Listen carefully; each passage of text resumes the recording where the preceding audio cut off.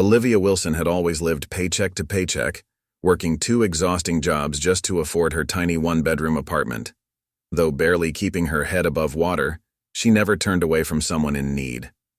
On a cold winter evening, rushing between shifts, she noticed an elderly man in a wheelchair struggling in the snow. Without hesitation, she pulled over to help, never imagining that this simple act of kindness would completely transform her life. The next morning, a lawyer arrived at her door with news that would change everything.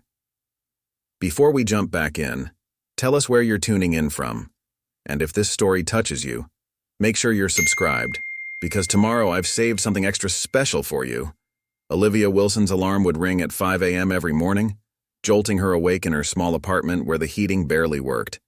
The first rays of dawn hadn't even touched the city skyline, as she hurried to get ready for her morning shift at Joe's Diner. Her routine was always the same: a quick shower, worn uniform on, and a mental calculation of which bills needed to be paid this week. The envelope pile on her kitchen counter seemed to grow taller every day, no matter how many extra shifts she picked up. The diner job barely covered her rent, so she also worked evening shifts at Carter's bookstore across town. Some days she'd catch herself staring at the expensive hardcover books she was shelving, knowing she couldn't afford to buy even one. But Olivia never complained. She'd learned early in life that feeling sorry for yourself didn't pay the bills. "You work too hard, Liv," Emily Torres, her coworker at the diner, would often say while they refilled coffee pots together. "You're young. You should be out there living life, not just surviving it." But Olivia would just shrug and smile. What else could she do? The city wasn't getting any cheaper, and she was determined to make it on her own. Her tiny apartment was on the third floor of an old building in the less desirable part of town. The elevator had been temporarily out of order for the past 8 months, and the superintendent seemed to have mastered the art of avoiding tenant complaints.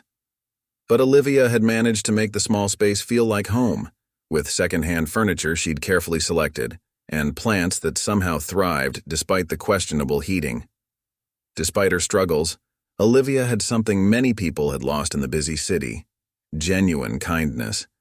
She knew every regular customer's name at the diner, remembered their usual orders, and always had a warm smile ready, even for those who never tipped. There was something special about her that made people feel seen, truly seen in a city where most felt invisible. At the bookstore, she would often help elderly customers find large print editions or reach books on higher shelves. Sometimes she'd spend her entire lunch break helping a lost tourist with directions or listening to a lonely regular customer talk about their day. Her manager would shake his head, but he never complained. Somehow, the store's customer satisfaction ratings had never been better. Life hadn't been easy for Olivia.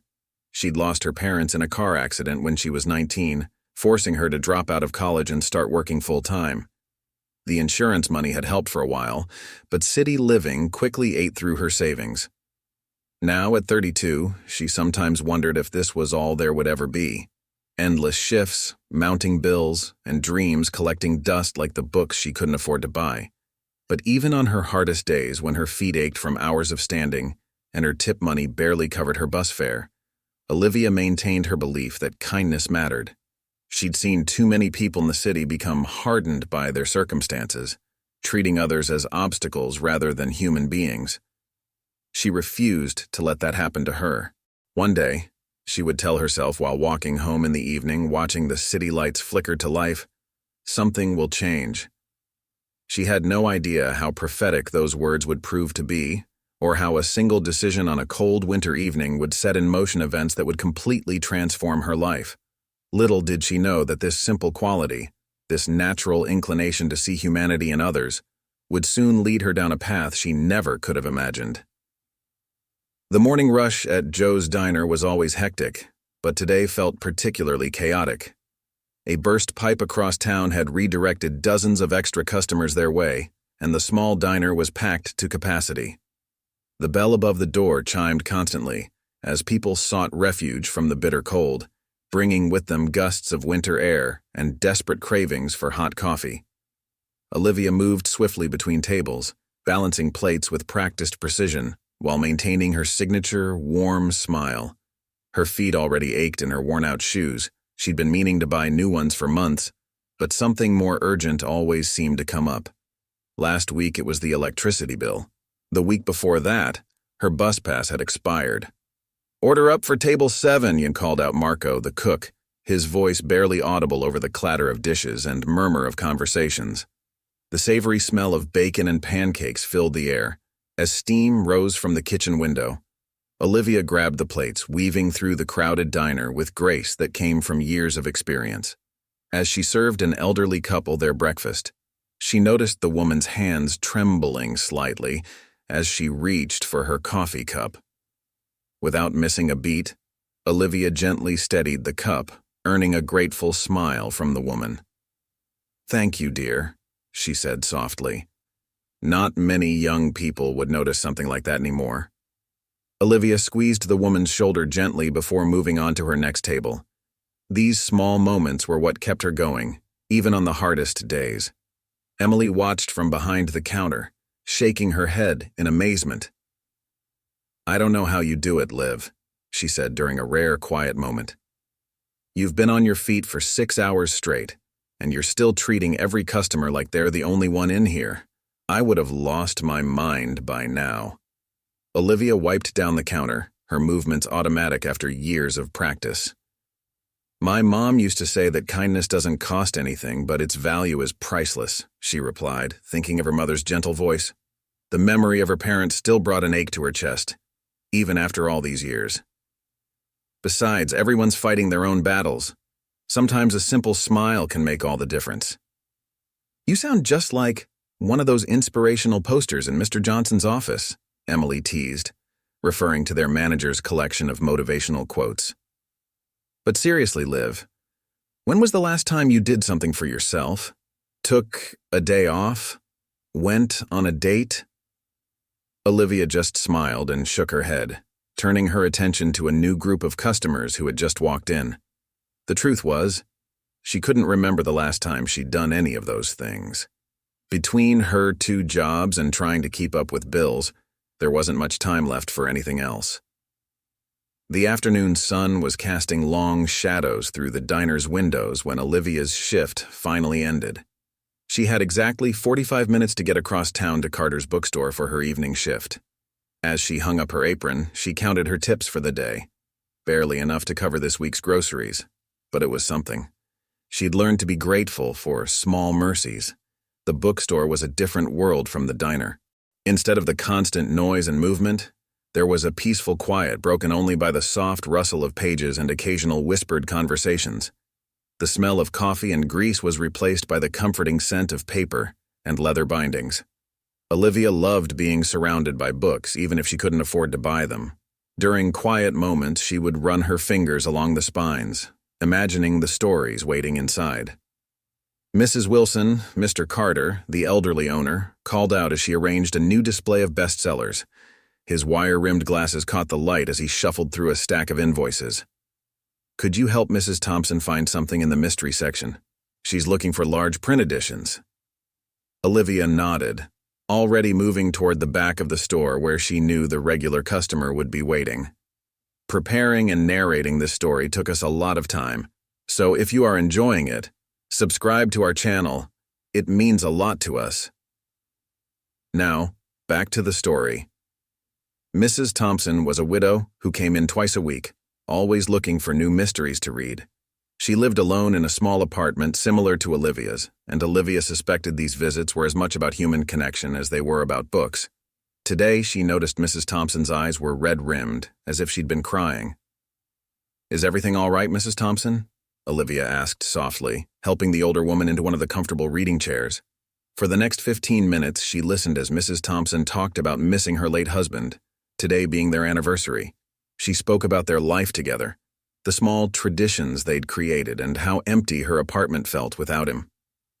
Mr. Carter walked by twice but said nothing, understanding that some things were more important than immediate sales. By the time her shift ended at 9 p.m., Olivia was exhausted. Her feet ached, and tomorrow's 5 a.m. alarm seemed to loom closer with every passing minute. As she waited for her bus in the cold evening air, she watched people hurrying past, each lost in their own world. A young mother struggled with a stroller and shopping bags. Without hesitation, Olivia helped her navigate the curb, remembering how her own mother used to juggle similar challenges. The bus was running late as usual. Olivia pulled her thin coat tighter against the cold, watching her breath form clouds in the winter air. Tomorrow would be another double shift, another day of trying to stay ahead of bills, another day of small kindnesses that seemed to go unnoticed by most. But that was okay. She wasn't doing it for recognition. As she finally boarded the bus, finding a seat near the back, Olivia thought about Emily's words. When was the last time she'd done something for herself? The truth was, she couldn't remember. But somehow, helping others filled a void in her life that she hadn't even known was there. It gave her purpose beyond just surviving. Little did Olivia know that fate had different plans.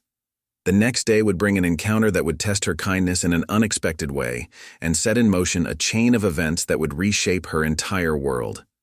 But for now, she was just another tired worker heading home, dreaming of her warm bed and the few hours of rest before it all began again.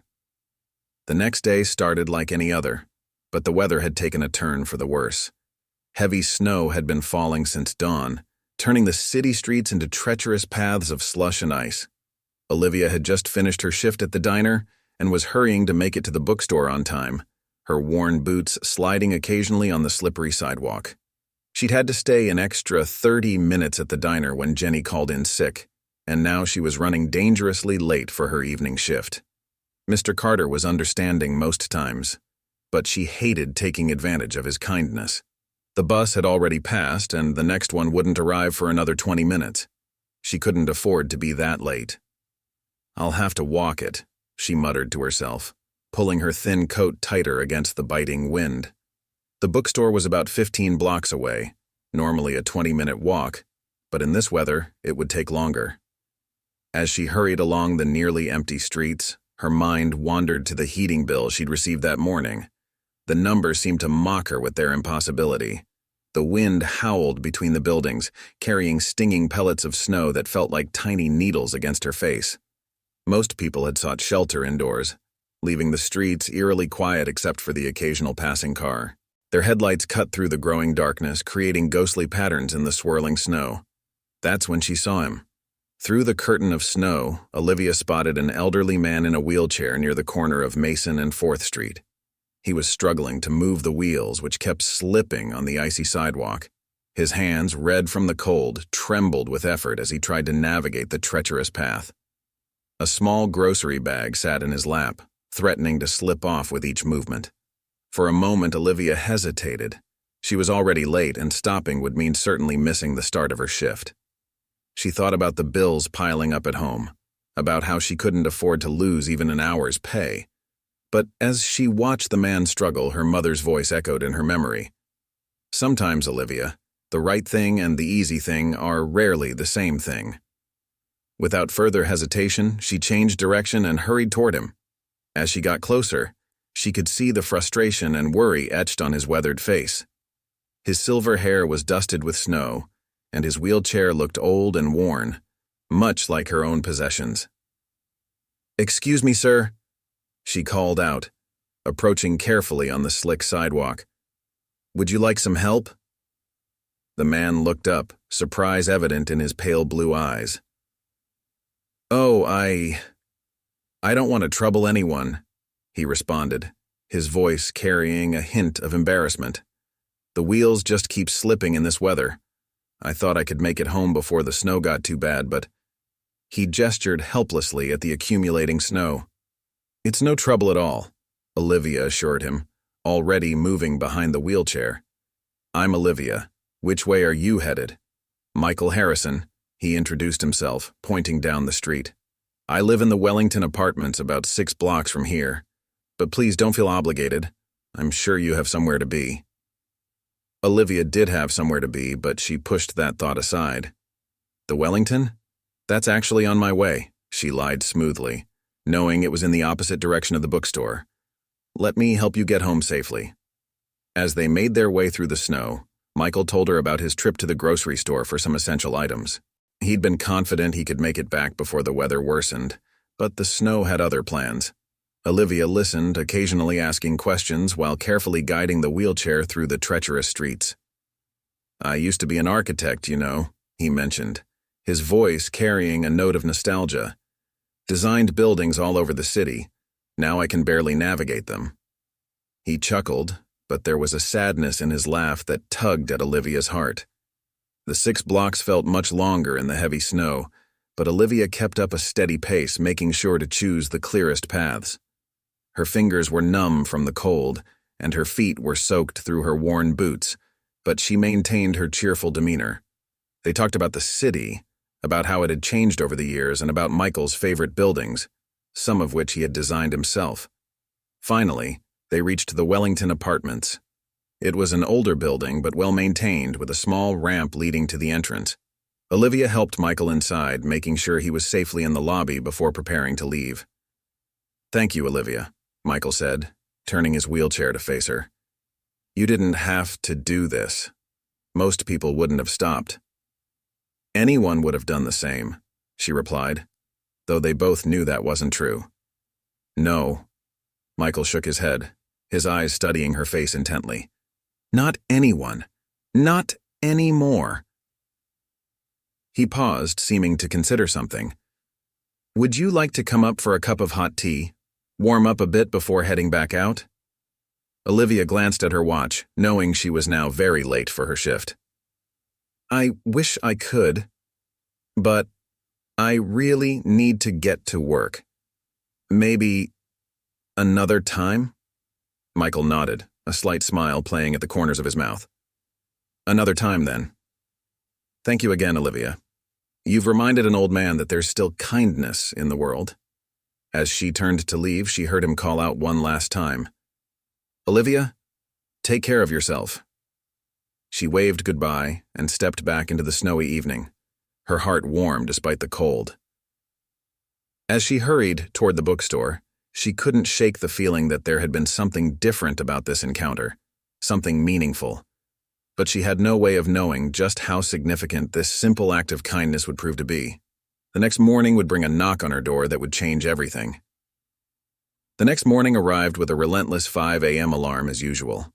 Olivia's muscles ached from the previous day's walk through the snow, and her boots were still damp despite spending the night near the radiator. Mr. Carter had been surprisingly understanding about her lateness, especially after she explained the situation, but she still felt guilty about it. She was just finishing her first cup of coffee, mentally preparing for another long day, when an unexpected knock echoed through her small apartment. The sound was sharp and professional, not the usual hesitant knock of her superintendent about the heating, or the friendly tap of Emily dropping by with leftover pastries from the diner. Olivia glanced at the clock. 6:15 a.m. Too early for most visitors, too late for emergencies. She tightened her worn robe around herself and approached the door cautiously. Through the peephole, she saw a man in an expensive-looking suit, his leather briefcase gleaming even in the dim hallway light. "Mrs. Olivia Wilson," the man called out, as if sensing her presence behind the door. His voice was clear and professional, carrying an air of importance that made her stomach tighten with anxiety. "Yes?" she responded, opening the door but keeping the security chain in place. Bills? Legal troubles? Her mind raced through possibilities, none of them pleasant. "I'm David Morrison from Morrison & Associates Law Firm," he said, producing a business card and sliding it through the gap in the door. "I'm here regarding Mr. Michael Harrison. May I come in? I have some matters to discuss with you." Olivia's heart skipped a beat. Michael Harrison, the man from yesterday. Had something happened to him? Was she in some kind of trouble for helping him? She studied the business card in her hand, its embossed lettering catching the early morning light. "Please, Ms. Wilson," David Morrison continued, noting her hesitation, "I assure you this is a matter you'll want to hear about." After a moment's consideration, Olivia closed the door, removed the chain, and reopened it fully. The lawyer stepped inside, his polished shoes a stark contrast to her worn welcome mat. She suddenly felt very conscious of her small apartment, the second-hand furniture, the slightly peeling wallpaper, the stack of bills on her kitchen counter. "I apologize for the early hour," Morrison said, taking in the apartment with a quick, professional glance. "But Mr. Harrison was quite insistent that I speak with you as soon as possible." "Is he all right?" Olivia asked, concern evident in her voice. She gestured for Morrison to take a seat on her threadbare couch while she perched nervously on the edge of her armchair. "Mr. Harrison is quite well, thanks in large part to you," Morrison replied, opening his briefcase. "In fact, he spoke very highly of your kindness yesterday evening. Not many people would have stopped to help a stranger in that weather." Olivia shifted uncomfortably. "Anyone would have done the same," she said, echoing her words from the previous evening. Morrison looked up from his briefcase, his expression serious. "Mrs. Wilson, I've been Mr. Harrison's attorney for over 20 years, and I can assure you that not everyone would have done what you did. In fact, before you helped him yesterday, 3 people walked right past him." He pulled out several documents, arranging them carefully on her coffee table. "What you don't know about Mr. Harrison is that he was once one of the most successful architects in this city. He designed many of our most iconic buildings, including the Morrison and Associates building where I work." Olivia remembered Michael mentioning he was an architect, but she hadn't realized the extent of his success. She watched as Morrison continued to organize papers, each movement deliberate and precise. 5 years ago, Mr. Harrison was diagnosed with a progressive condition that gradually affected his mobility. He could have afforded private care, a luxury apartment, anything he needed. But instead, he chose to live simply, watching how people treated him when they didn't know who he was. Morrison paused, making eye contact with Olivia. "Yesterday wasn't the first time he's been stuck in the snow, Ms. Wilson, but it was the first time in a very long time that someone stopped to help without knowing his name or his past." "I don't understand," Olivia said slowly, her coffee growing cold on the table between them. "Why are you telling me all this?" Morrison picked up one of the documents, holding it carefully as if it contained something precious. "Because Mr. Harrison has made a decision, a rather significant one, in fact, and it concerns you." Olivia's hands began to tremble slightly. She clasped them together in her lap, trying to maintain her composure. The early morning light was streaming through her window now, catching dust motes in its beam and making them dance like tiny stars. "Mr. Harrison believes in recognizing genuine kindness," Morrison continued. "Not the kind that comes from obligation or the hope of reward, but the kind that comes from a genuine desire to help others, even at personal cost. The kind you displayed yesterday." He held out the document to Olivia, who took it with unsteady hands. "This might come as a shock, but Mr. Harrison would like to make you an offer. One that could change your life considerably." Olivia stared at the document in her hands, her eyes scanning the words, but her mind struggling to comprehend their meaning. The legal terminology swam before her, but certain phrases stood out with startling clarity. Substantial financial compensation, property transfer, immediate effect. I don't understand," she stammered, looking up at Morrison with bewilderment. "Mr. Harrison wants to give me money? Property? But why? I just helped him get home. Anyone would have." "Ms. Wilson," Morrison interrupted gently, "I think we've established that not anyone would have done what you did, but perhaps I should explain the full scope of what Mr. Harrison is proposing." He reached into his briefcase again and pulled out several photographs. The first showed a beautiful brownstone building in one of the city's better neighborhoods. The second revealed its well-maintained interior, hardwood floors gleaming under natural light. "This is one of Mr. Harrison's properties. He designed and renovated it himself years ago. It's a 3-story building with 4 apartments, currently all occupied with long-term tenants. He's offering to transfer ownership of this building to you, along with a substantial financial sum to help with maintenance and your own living expenses." Olivia felt the room spin slightly. She set the document down carefully, afraid she might drop it. "But this must be worth..."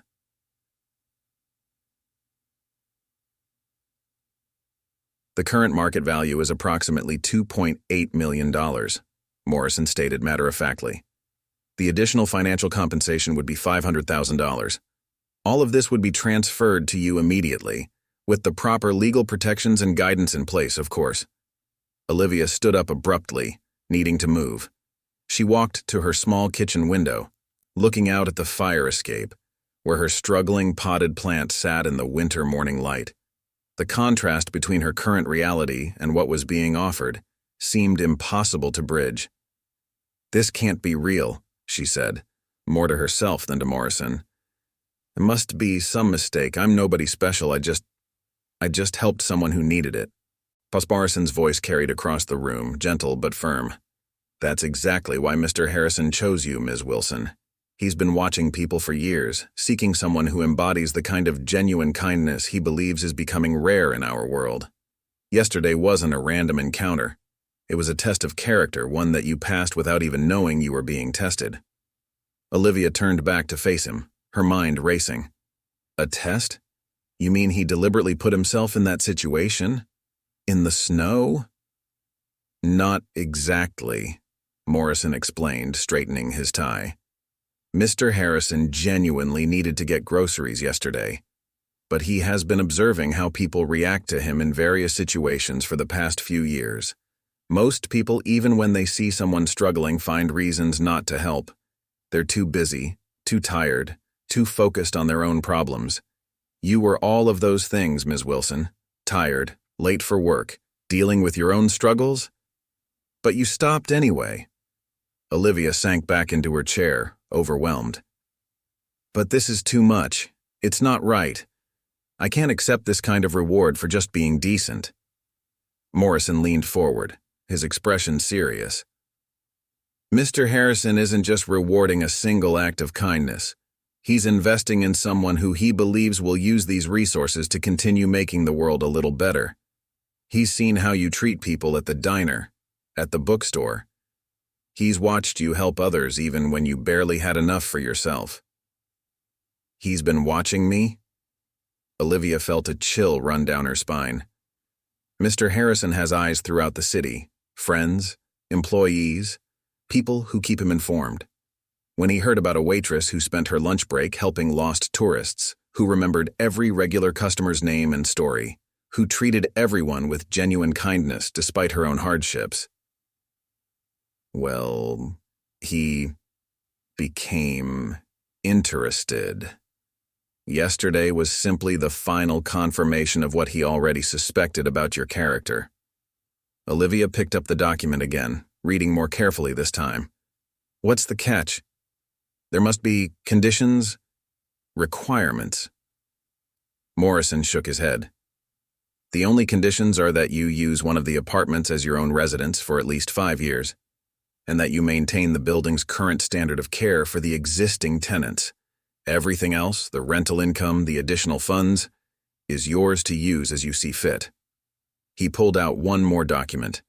"There is one other thing Mr. Harrison would like to offer, though it's entirely optional. He would like to mentor you in property management and investment. He believes you have not just the heart, but the intelligence to learn how to grow this opportunity into something even more meaningful."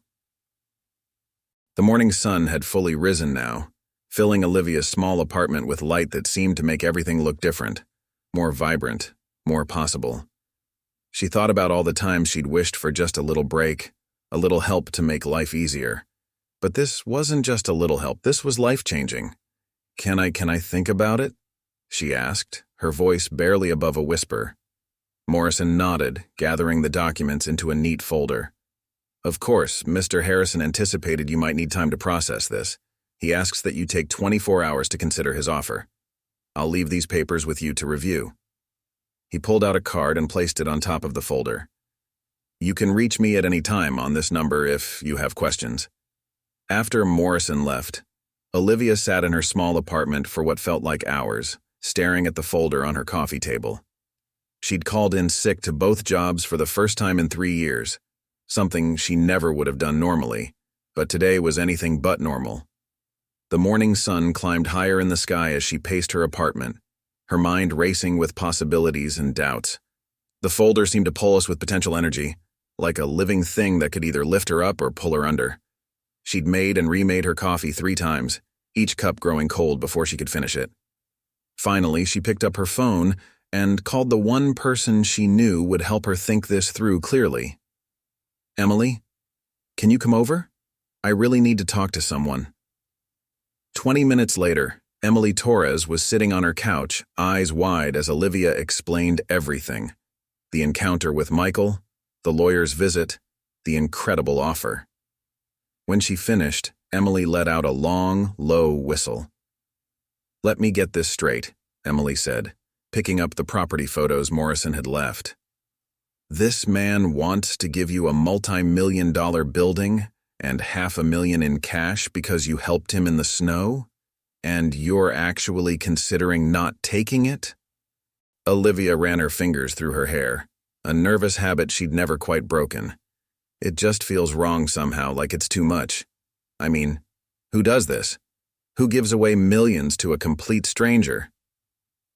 "Someone who's been watching you, apparently," Emily pointed out, flipping through the legal documents. "And not in a creepy way, Liv. More like, he was looking for someone worthy, someone he could trust with all this." Olivia walked to her window, looking out at the city she'd struggled in for so long. "But that's just it, Em. What makes me worthy? What makes me more deserving than anyone else? Than you, or Marco from the diner, or Mrs. Thompson from the bookstore?" "Stop right there," Emily said firmly, standing up to join her at the window. "This isn't about deserving. You're not taking anything away from anyone else by accepting this. And let's be honest. You've been taking care of everyone else for so long, maybe it's time the universe took care of you for a change." Olivia turned to face her friend, tears threatening to spill. "But what if I mess it up? What if I can't handle the responsibility? I don't know the first thing about managing properties or investing money or—" "That's why he offered to mentor you," Emily interrupted. "Liv, you're the most responsible person I know. You've been managing to survive on minimum wage in one of the most expensive cities in the country. You've never missed a bill payment, even if it meant taking extra shifts. You treat every person who walks into that diner like they matter." She picked up the folder and pressed it into Olivia's hands. "You want to know why he chose you? Because you're the only person I know who would actually question whether you deserve this kind of gift. Anyone else would have signed the papers before the lawyer finished talking." Olivia sat down heavily on her worn armchair, the folder heavy in her lap. "I keep thinking about my parents," she said softly. "About what they would say." Emily's expression softened. "They would want this for you, Liv. They would want you to have a chance at something better than just surviving paycheck to paycheck. But what about the diner? The bookstore? I can't just abandon them." "Who says you have to?" Emily countered. "Maybe with financial security, you could do even more to help people. Think about it. You could create jobs, help other people who are struggling. You could turn that building into something meaningful."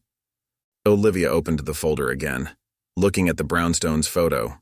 It was beautiful, the kind of place she'd always dreamed of living in but never thought possible.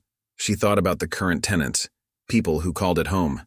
They would be her responsibility. "He said the tenants have been there long-term," she mused aloud. "That must mean they're happy there, that it's a good place to live." Emily smiled, recognizing the shift in her friend's tone. "You're already thinking about them, aren't you? About how to be a good landlord, how to maintain their home." "I'd want to meet them," Olivia said, surprising herself with the conviction in her voice. "Get to know them, understand their needs. Maybe make some improvements if they need them." "See?" Emily squeezed her shoulder. "This is exactly why he chose you. You're not thinking about how to maximize profit or raise rents. You're thinking about the people." Olivia stood up and walked to her kitchen counter, where her stack of unpaid bills sat like a mountain of broken dreams. On top was the heating bill she'd been worried about yesterday. Was it only yesterday? It felt like a lifetime ago. What if... She started, then took a deep breath. What if this is my chance to do something more? Not just for myself, but for others too. Emily joined her at the counter, looking at the bills. That's exactly what it is, Liv. A chance to do more good in the world, but from a position of strength instead of struggle. Olivia picked up Morrison's card, running her thumb over the embossed lettering. I think I need to talk to Mr. Harrison again, before I decide. I need to understand more about why he chose me, what he hopes I'll do with this opportunity. After calling Morrison's office, Olivia found herself standing outside the Wellington apartments once again. This time, she wasn't battling snow and ice, but her heart was pounding just as hard as it had during yesterday's struggle. Morrison had arranged the meeting immediately, saying Michael Harrison had been hoping she would ask to see him. The lobby felt different in daylight, its marble floors gleaming under soft, recessed lighting. A doorman, one she hadn't seen during last night's snow emergency, guided her to the elevator. Mr. Harrison is expecting you, Ms. Wilson. Penthouse floor. Of course he lived in the penthouse, Olivia thought as the elevator climbed smoothly upward. She'd assumed his apartment was on a lower floor because of the wheelchair, but now she understood there was probably a private elevator for his use. The numbers lit up one by one. 3.0. Yerupuli. Panirandavada. PH. When the doors opened, she found herself in a spacious entry hall. The walls were lined with architectural drawings, sketches of buildings she recognized from the city skyline. Michael Harrison was waiting for her, seated in his wheelchair near a wall of windows that offered a breathtaking view of the city. Olivia, he smiled warmly, extending his hand. I'm so glad you came. Please, sit down. He gestured to a comfortable-looking armchair near his wheelchair. The entire space was designed with both elegance and accessibility in mind. She could see now how an architect would approach such challenges. Mr. Harrison, she began, but he held up his hand. Michael, please. After all, I'm hoping we'll be working together. He wheeled himself closer to where she sat. But first you have questions. I can see them in your eyes. Olivia took a deep breath. Why me? Really? The lawyer, Mr. Morrison, said you've been watching me.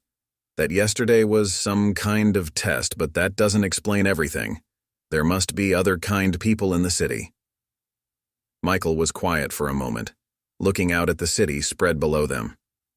Did you know I designed this building? He finally said. It was one of my first major projects. I was young, ambitious, certain I would change the skyline forever. He chuckled softly. And I did in some ways. But I learned something important over the years. He turned back to face her.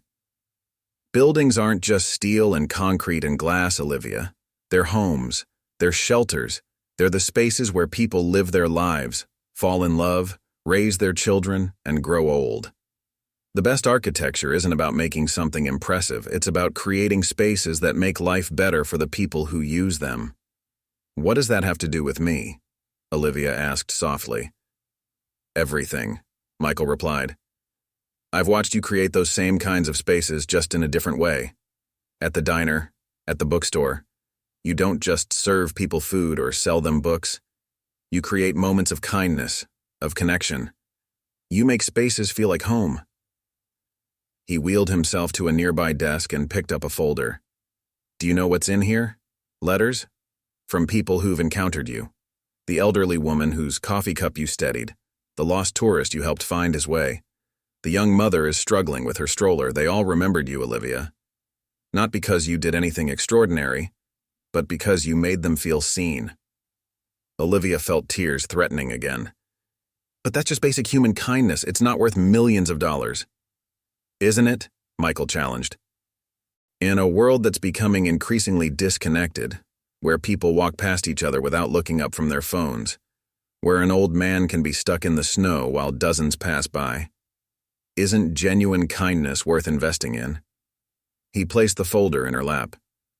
Read these, then tell me, kindness isn't valuable. As Olivia flipped through the letters, she saw her small acts of kindness reflected back at her through others' eyes. Simple moments she'd forgotten had meant everything to someone else. But still, She looked up at him. Why give me property? Why not just, I don't know, write me a check and say thank you? Michael smiled. Because I'm not just thanking you, Olivia. I'm investing in you. That building, it's not just property, it's a tool. A way for you to create more spaces where kindness can flourish. The current tenants? They're all people who needed a chance, who couldn't afford the rising rents in other buildings. I kept their rents fair, made sure they had a safe, beautiful place to call home. I believe you'll do the same. He leaned forward in his wheelchair. But more than that, I believe you'll find ways to use this opportunity that I haven't even thought of, ways to help people that only someone with your heart would see. Olivia sat in silence for a long moment, the folder of letters still open in her lap. Through the massive windows, she could see the city stretching out below them, the same city she'd struggled in for so long. But now it seemed to hold new possibilities she'd never imagined. When I lost the use of my legs, Michael continued, his voice gentle but firm, I thought my life's work was over. How could I design buildings when I couldn't even walk through them? But then I realized something. My disability gave me a new perspective. I started seeing spaces differently, understanding needs I'd never considered before. Sometimes, Olivia, what we think of as our greatest challenges can become our greatest gifts. He wheeled himself to a drafting table nearby and pulled out a set of blueprints. These are the plans for the building I'm offering you. But look closely. They're not just the original designs. They're filled with notes, with changes I made over the years. Each modification was inspired by the people who lived there, by their needs and dreams. Olivia moved closer, studying the detailed drawings. She could see annotations in Michael's handwriting. Mrs. Chen needs better lighting for her art studio.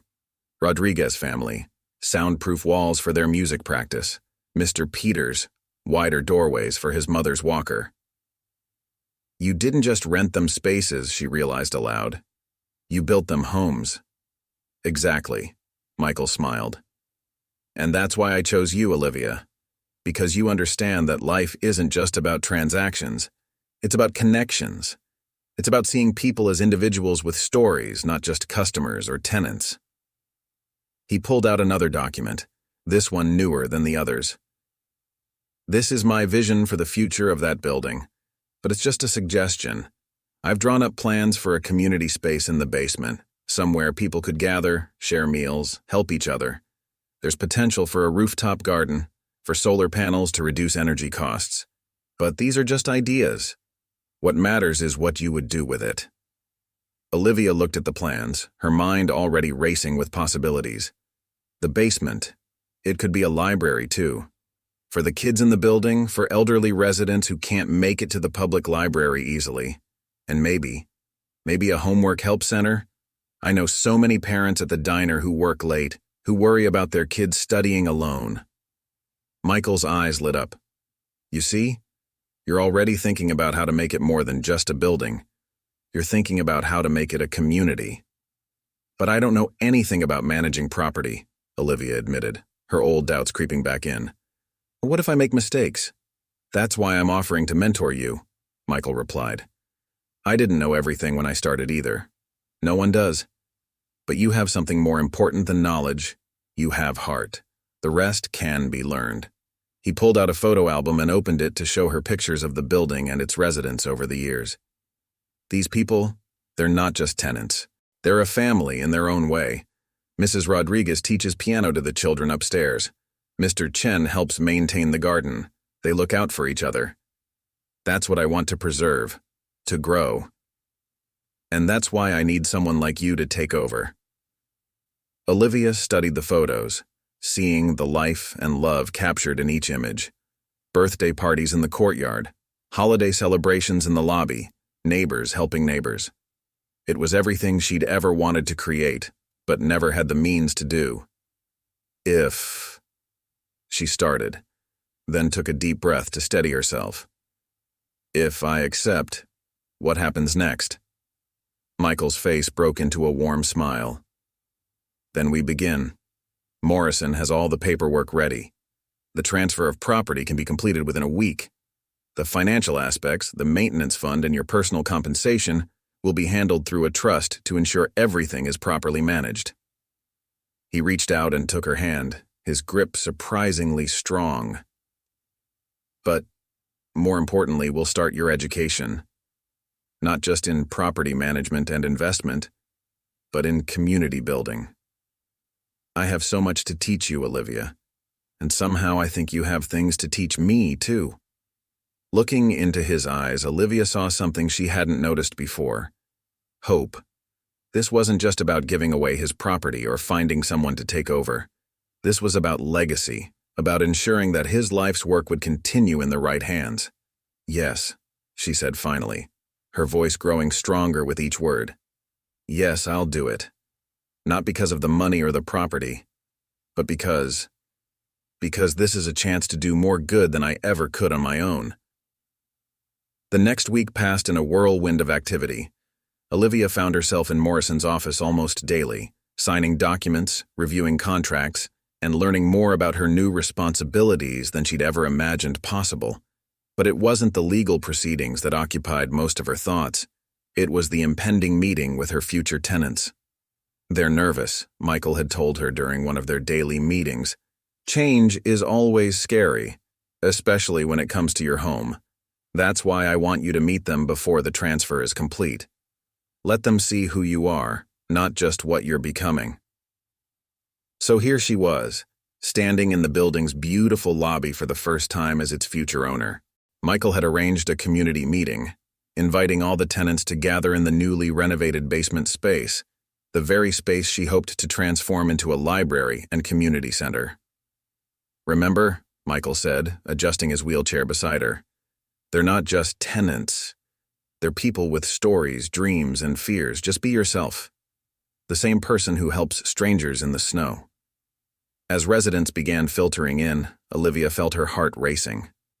There were about 15 people in total representing the 4 apartments in the building. She recognized the nervousness in their eyes, the same look she'd seen in the mirror all week. "Everyone," Michael began, his voice carrying naturally through the space. "I've asked you here today to meet someone very special. As you know, I've been looking for the right person to take over this building. Someone who would understand that this isn't just property, it's a home. Your home. I'd like you to meet Olivia Wilson." Olivia stepped forward, trying to steady her trembling hands. "Hello," she began, then paused, looking at each face in the room.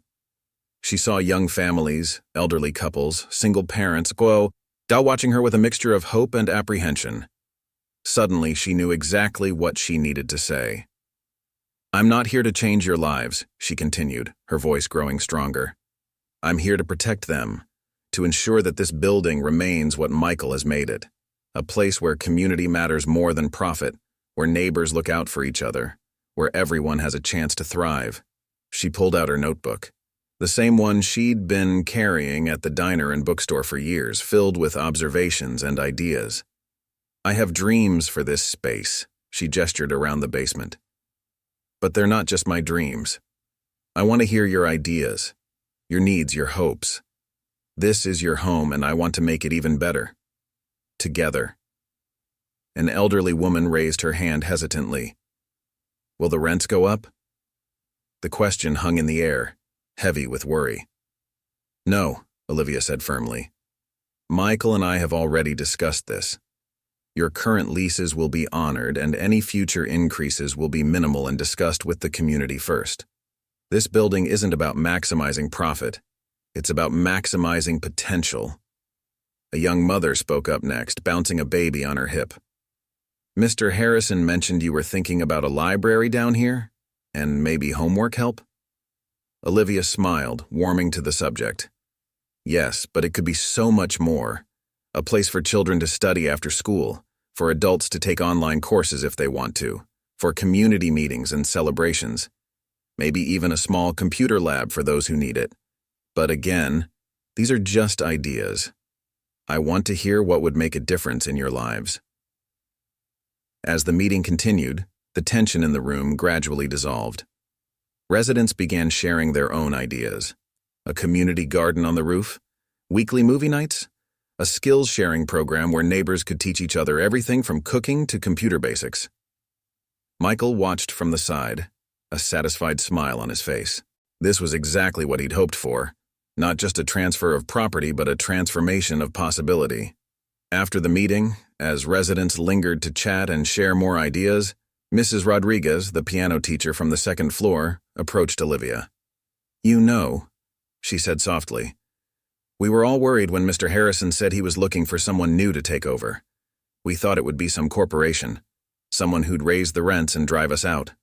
But you remind me of him when he was younger. You see people, not numbers." Olivia felt tears pricking at her eyes. "Thank you," she whispered. "I promise I'll do my best to live up to that."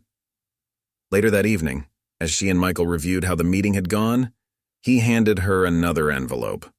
"What's this?" and she asked, opening it to find a set of keys. "The keys to apartment 4A, he said. "It's been vacant for a month. I was saving it. I think it's time you moved in, don't you? Start becoming part of the community you're going to lead."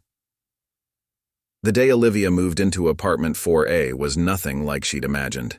Instead of the usual lonely process of carrying boxes upstairs, she found herself surrounded by her new community. Mr. Chen from 2B insisted on helping with the heavy furniture, while Mrs. Rodriguez's teenagers eagerly carried smaller boxes. Even little Sophie from 3A contributed, solemnly carrying Olivia's plant from her old apartment, treating it like a precious treasure. "This is too much," Olivia protested as Mrs. Thompson from the bookstore arrived with homemade casseroles, having heard about the move from Emily. "You all don't have to help." "Nonsense," Mrs. Rodriguez declared, organizing the kitchen with practiced efficiency. "This is what community means. Besides, you should see what this place was like before Mr. Harrison bought it. We help each other here. It's what makes this building special."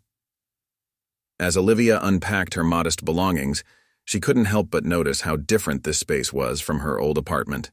The hardwood floors gleamed in the afternoon light, and the windows were large and well-maintained. But it wasn't just the physical space that felt different. It was the energy, the sense of possibility. Later that evening, after everyone had gone home and the last box was unpacked, Olivia sat by her new window looking out at the city. Her phone buzzed with a message from Michael. "How does it feel to be home?" Home. The word resonated differently now.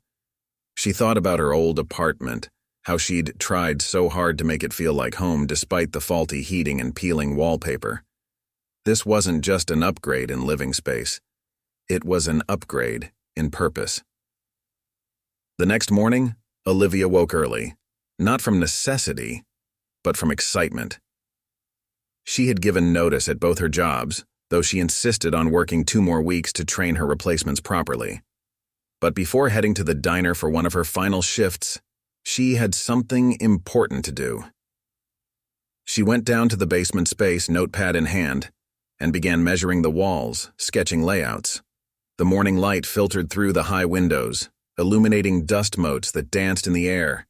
She could already envision the transformations. Bookshelves along the walls, comfortable reading nooks, tables for studying, maybe even a small coffee station like the one at the bookstore. Planning already? A voice came from the doorway. It was Michael, wheeling himself in with a portfolio under his arm. "I thought I might find you here." "I couldn't sleep," Olivia admitted. "There's so much potential in this space." "Did you know Mrs. Chen used to be a librarian? She's offered to help organize the books once we get them. And Mr. Rodriguez, he works in construction. He says he can help with the renovations at cost." Michael smiled, opening his portfolio. "I thought you might want to see these, the original plans for this space. But more importantly, I want to show you something else." He pulled out a series of photographs, spreading them on a nearby table. The photos showed the building in its earlier days before Michael's renovations. The basement was dark and damp, the apartments run down. "When I bought this building," he explained, "everyone said I was crazy. The neighborhood was declining, the structure needed work. But I saw something else. I saw the possibility." Olivia studied the transformation documented in the photos. "How did you know it would work?" "I didn't," Michael admitted. but I knew that every great change starts with believing in possibility. And speaking of possibility, he pulled out one final document. There's something else we need to discuss. It was a proposal for a new foundation, the Harrison Wilson Community Housing Initiative. I want to expand what we're doing here, Michael explained. Use this building as a model for others. There are so many properties in the city that could be transformed, so many communities that could be built. With your heart and my experience, we could create something truly meaningful. Olivia's hands trembled as she read through the proposal. You want to help other buildings become like this one? Create more affordable housing with real community support? With your help, Michael nodded. You see, Olivia, that day in the snow, it wasn't just about finding someone to take over this building. It was about finding a partner in a larger vision, someone who could take what we're doing here and multiply it. The scope of what he was suggesting took her breath away. But how? The costs involved. I've already set aside a significant portion of my estate for this purpose, Michael said quietly. But money isn't the most important part. It's about vision, about understanding that housing isn't just about putting roofs over heads.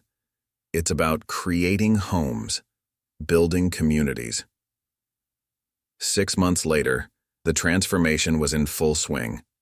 The basement of the building had been completely renovated, now housing not just a community library, but also a thriving learning center. Children gathered there after school for homework help, while adults attended evening classes ranging from English as a second language to basic computer skills. Olivia sat at what had become her usual spot, a small desk near the library entrance where she could observe everything happening around her. The space hummed with quiet activity. Mrs. Chen was helping a young boy find a book for his school report, while in the study area, Mr. Rodriguez's daughter was tutoring 2 high school students in mathematics. Miss Olivia. Sophie from 3A came running up, her dark braids bouncing. Look what I made in art class. She proudly displayed a drawing of their building, complete with stick figures of all the residents, including Olivia and Michael in his wheelchair. It's beautiful, Sophie. Olivia smiled, noting how the child had drawn a rainbow over the building. I think we should frame this and put it right here on the wall. What do you think? As Sophie beamed and ran off to tell her mother, Olivia reflected on how much had changed. The Harrison Wilson Community Housing Initiative had already acquired 2 more buildings in neighboring areas, with renovations underway to create similar community spaces. Michael's vision was expanding, touching more lives than she'd ever imagined possible. Her phone buzzed with a text from Emily. Guess who just got approved for an apartment in the new building? Olivia smiled, remembering how Emily had been one of the first to apply when they announced the initiative's second property. Her friend had been struggling with rising rents in her own apartment, and now she would have a chance at something better. The sound of wheels on hardwood made her look up. Michael was entering the library, followed by David Morrison and several other people in business attire. Olivia, Michael called out, I hope we're not interrupting. These are the representatives from the City Housing Commission. They're interested in partnering with our initiative. Olivia stood to greet them, no longer intimidated by suits and official titles. The past months had taught her that real change happened when people looked past positions to see possibilities. Welcome, she said warmly. Would you like a tour? We just finished setting up our new computer learning lab. As she guided the group through the space, she shared not just facts and figures, but stories. She told them about Mrs. Chen, the former librarian who had found new purpose managing their growing collection of books. About Mr. Thompson, who taught basic computer skills to elderly residents every Tuesday evening. About the homework club that had helped improve grades and build friendships across cultural barriers. The thing is, she explained, stopping in front of Sophie's newly hung artwork, this isn't just about providing affordable housing. It's about creating spaces where people can grow, where they can help each other thrive. Every resident here contributes something to the community. One of the commissioners, a woman with sharp eyes and a skeptical expression, spoke up. This is all very impressive, Ms. Wilson, But how sustainable is it? How do you maintain the building, provide these services, and still keep rents affordable? Olivia exchanged a glance with Michael before responding. Would you like to see our books? We've actually found that building strong communities reduces costs in the long run. When people feel invested in their home, they take better care of it. When they have support, they're more likely to stay long-term, reducing turnover costs. And when they have opportunities to learn and grow, they often find ways to increase their own income, making rent payments more stable. She pulled out their financial reports showing the detailed tracking of expenses and income. But more importantly, she continued, we've created a model where success isn't just measured in dollars. Look at these numbers. Improved school attendance, reduced isolation among elderly residents, increased job placements through our skills training programs. These are the real metrics of success. The commissioner's expression softened as she studied the reports. You know, she said slowly, we've been looking for innovative solutions to our city's housing crisis. This could be exactly what we've been searching for. Later that evening, after the officials had left and the library had quieted for the night, Olivia found Michael sitting by the window looking out at the city lights. You did well today, he said softly. You showed them exactly what I saw in you that day in the snow. Someone who understands that true wealth isn't about money, it's about community. 1 year had passed since that snowy evening when Olivia had stopped to help a man in a wheelchair. Now, standing on the rooftop garden of her building, surrounded by flourishing plants and the sound of children's laughter from the playground they'd built in the courtyard below, she could hardly believe how much had changed. The Harrison Wilson Community Housing Initiative had grown beyond anything they'd initially imagined. What started with one building had expanded to 5 properties across the city, each one a thriving community in its own right. But more than the physical growth, it was the ripple effect of kindness that amazed her most. Miss Olivia, called out a familiar voice. She turned to see Sophie running toward her, followed by her mother. Look what I got on my math test. The little girl proudly held up a paper marked with an A+. Just 6 months ago, Sophie had been struggling with mathematics, but the after-school tutoring program in their community center had helped her flourish. That's wonderful, Sophie. Olivia hugged the girl, remembering how Michael had always said that every success, no matter how small, was worth celebrating. Speaking of Michael, she found him in his usual spot in the community library, surrounded by architectural drawings for their newest project. The City Housing Commission had not only embraced their model, but had also provided funding to expand it further. They were now planning their most ambitious project yet, the renovation of an entire city block into affordable housing with integrated community spaces. Ah, Olivia, Michael smiled as she approached. I was just reviewing the plans for the new development. Come look at this. He spread out a large blueprint on the table. We're incorporating everything we've learned from this building, the community spaces, the learning centers, the gardens. But there's something else I want to show you. He pulled out another document, this one looking more official. I've made some changes to the initiative structure. From now on, you're not just managing these properties. You're the executive director of the entire foundation. It's time, Olivia. You're ready. Olivia sat down heavily in the chair beside him. Michael, are you sure? This is your legacy. No, he said firmly. This is our legacy now. That day in the snow, I wasn't just looking for someone to take over a building. I was looking for someone who could carry forward a vision of what a community should be. You've proven yourself beyond anything I could have hoped for. Just then, Emily burst into the library, waving a newspaper. Have you seen this? She exclaimed. The front page of the city section featured their initiative, with the headline, Local Housing Project Revolutionizes Community Living.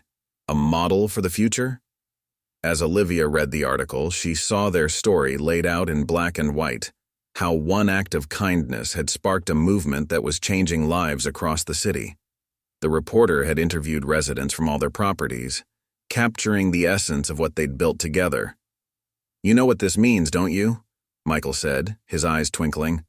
Other cities will want to replicate this model. We're going to need to think bigger.